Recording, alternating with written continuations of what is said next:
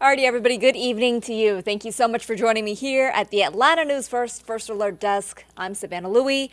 We have got your top 5 stories for you this Monday. Glad that you could be with us to start off the week here with Atlanta News First, and we're just going to jump straight into it.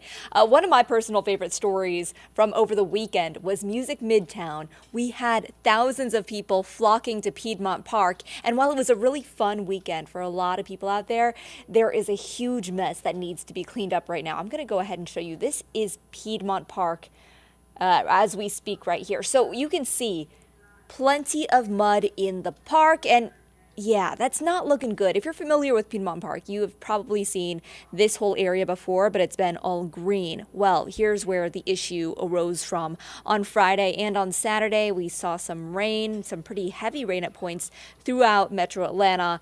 And when you get a ton of people flocking to the park shortly after, well, this is what happens. Lots of mud. People were exiting the park Saturday night. I know because I was there from experience. And we saw people even walking barefoot. They had just abandoned their shoes. And so what happens now is all the cleanup. So you see people taking apart the stage, the sound system, the lighting removal. But they also need to deal with this whole issue, the field.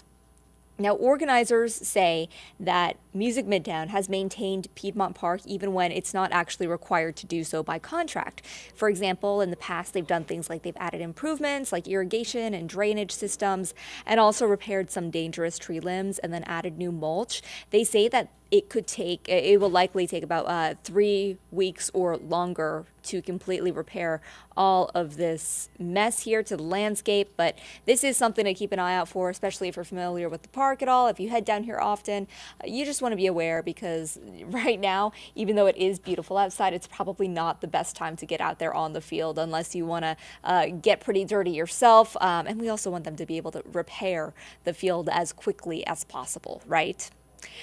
Alrighty, we are going to move straight ahead here to our next story of the evening. This is a story that has captured not only Atlanta's attention, but even in getting national attention at some point. We have been following a 1972 cold case for decades now, and earlier today, police finally gave some answers. So first, I'm going to bring you up to speed on this case. I want to introduce you here if you're not familiar. This is Debbie Lynn Randall. Debbie was a 9-year-old. She was killed in Marietta. Again, this was decades ago. Now, her body was found just 2 weeks after she went missing. And by the way, she went missing as she was walking home from a laundromat, again, more than 50 years ago. And her body was found nearly 2 weeks later near Windy Hill and Powers Ferry Road, very close to her home.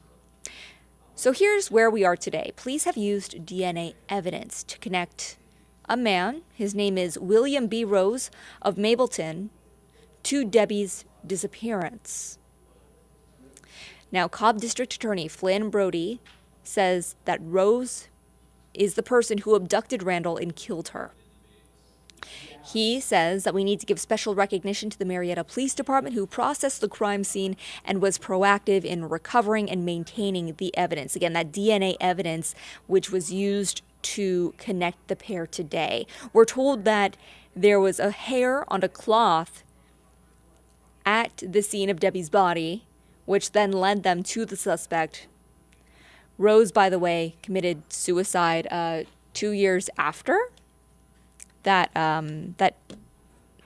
Debbie went missing. Excuse me here. Sorry, my audio briefly went out. Police exhumed his body in order to make that connection.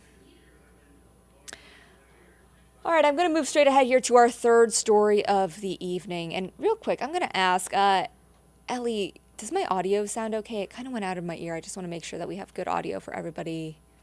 Testing the audio real quick, making sure it sounds all right before we get to our third story for tonight.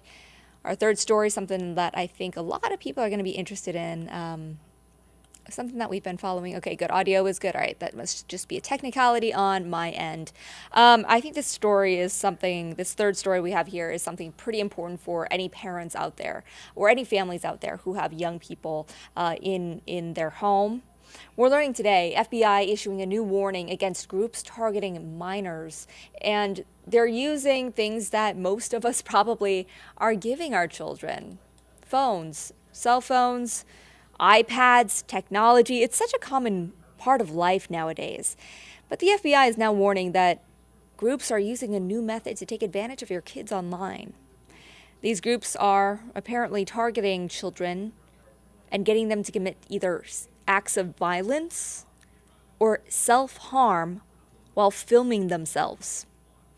Now, this follows trends on personal devices. We're seeing this not only happening in the home, but also schools are concerned. That's why school districts here in the metro Atlanta area have firewalls, and they can also block certain content and words. FBI today saying that parents, you need to do the same, even in your own home. Also recommending that parents check their privacy settings on their kids' devices or in the settings section of their social media. All right, I want to get to a fourth story for tonight, and this is just the latest update on the Atlanta Public Safety Training Facility. Story we've been following here at Atlanta News First for years now. Today's big update, leaders are discussing a vote that could be made by the public about the public safety training facility. Unfortunately, for a lot of people out there who are really hoping that this would be something that the public could vote on in November, well, that's looking less and less likely by the day. Today, 80 organizations sent a letter to the council urging them to let Atlanta voters decide on the training center. This comes after organizers say they collected more than 100,000 signatures in a petition to get that decision for a public safety training center on the November ballot. Well, today, Atlanta City Council member Keisha Shawn Waits was advised. She says she was advised by city attorneys that the council does not have the authority to actually propose a ballot referendum on the issue of the training center. The attorneys alerted the council that only the State General Assembly has the jurisdiction to move forward with the referendum. So all of those signatures, the more than 100,000 signatures that were collected from Atlanta residents, some folks are saying, was it for nothing? We're going to have to keep an eye on this in the coming days to get a concrete answer on that, as we're tracking what leaders will do regarding the Atlanta Public Safety Training Facility here in Atlanta. Also, I do want to say construction is underway on that center right now. All right, final story for tonight. Real quick but important story about blood shortages. We're tracking information from the Red Cross here. They say that donations are down about 25% at hospital and medical centers. Now, if you're wondering who's getting this blood, well, the people who are impacted the most are people who are injured in car accidents, cancer patients, and new mothers and babies when they go through birth. Now, why the shortage? We're told Hurricane Idalia forced the Red Cross to cancel more than a dozen blood drives. That's a lot of people who are now missing out on the opportunity to donate blood. If you are able to, go in, be an active member, and give back to those who might really, really benefit from this blood. Organizers say that the highest in demand here is type O blood, by the way. If you have type O blood, you could really help a lot of people. And the reason why they are so interested in type O blood is because that's what they can use for virtually anyone who comes in. So if you're able to, over the next few weeks, you have a few minutes to spare. Well, it takes a little longer than that. But if you're able to, might be something you want to consider. All right, guys. And with that, I want to say goodnight to you. Although I will say you can join us at 10 o'clock on Peachtree TV, Atlanta News First. I'll be there. And then 11 o'clock on WANF with Sean and Alan. They're going to be delivering your news. Let's send you out with a picture of our Midtown Atlanta skyline. Love this shot. And, you know, it's getting interesting because I don't think it was this dark just a few days ago around this time. Bringing in meteorologist Patrick Pete with the forecast. Hey, Patrick. Yep, it's getting darker a little bit earlier. That trend is going to continue through the end of the year. So we will be seeing sights like this during this nightly exchange that we have with you going forward. So not to mention, the weather hasn't been too bad. So I think that most of us are pretty happy with how the day has shaked out. We saw temperatures that were in the 70s for most of the afternoon. Some locations climbed into the 80s for a couple of hours. It was very comfortable, very dry air, so not humid. very manageable. And we're actually going to see rinse and repeats of that as we extend out this forecast for the next couple of days. Tomorrow's going to be interesting, though. The start of the morning, the forecast high is 59 degrees for us here in Atlanta. If we get to 59 for a morning low, that'll make it the coolest morning since May 28th when we started the day at 58 degrees. So that's just a tell of the times, a sign of the times changing a little bit. The tide is starting to switch into a more positive direction for folks who want a little bit of a break from the heat, and that's great news out there. So happy Monday. Hopefully you are having a fantastic start to the work week, and if the weather has played a part in that, then we're all happy. If not, I can try to make you happier with the next few days. The forecast is dry, no rain chance. Tuesday, Wednesday, Thursday, Friday, or Saturday. And even once we extend out the forecast to 7 days, the rain chances are very low. It's looking pretty isolated at best. So nice little dry stretch of weather. And everybody who's a Jeep owner and maybe thinking about taking the top off, this is a good time to do it because it is picture perfect weather for that.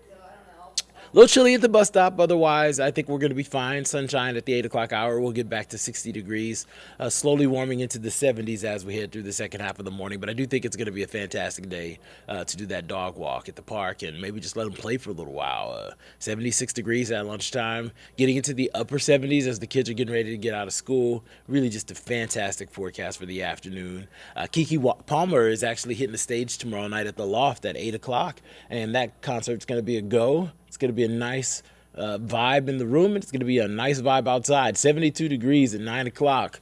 Partly cloudy skies.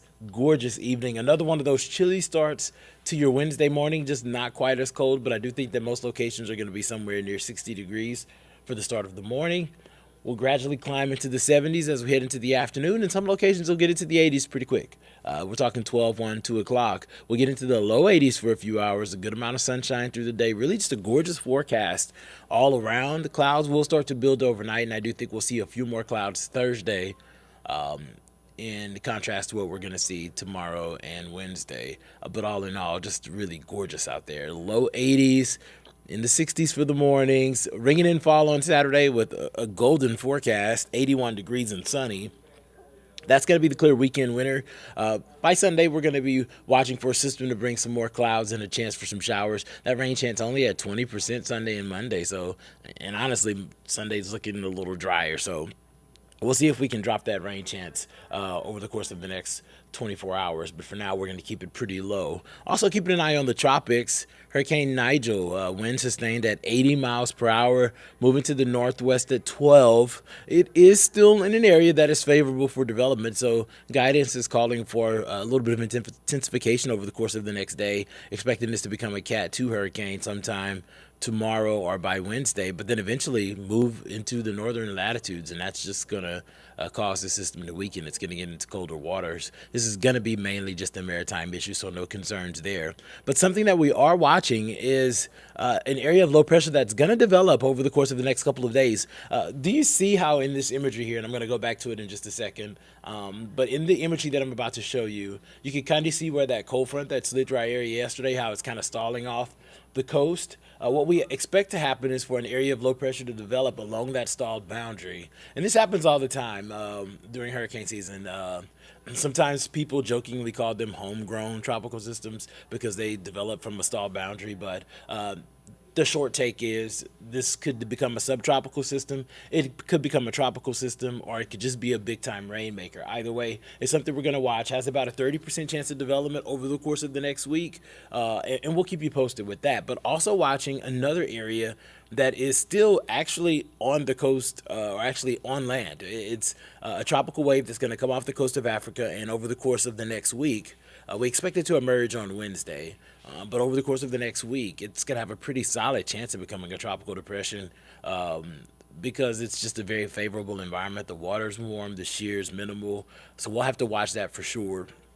But as far as right now, no immediate tropical risks or anything like that. So I'm going to shoot you back to this beautiful, beautiful view of Midtown Atlanta.